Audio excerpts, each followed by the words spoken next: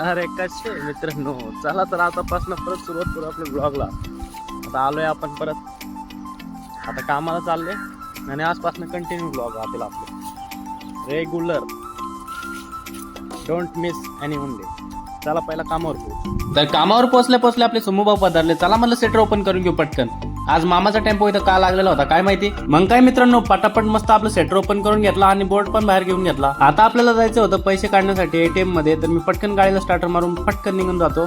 ATM मध्ये जातो, इथे कॅश नव्हतं, दुसऱ्या एटीएम ला गेलो, तिथे कॅश घेतली आणि शोरूम वरती पोहोचले. तर मामाला काय झालं होतं काय माहिती. मामा तर मस्त आपला एन्जॉय करत होते. मग काय आपल्या दादुरी स्टारला भेटलो, भावाच्या हाताला लागलो होतं.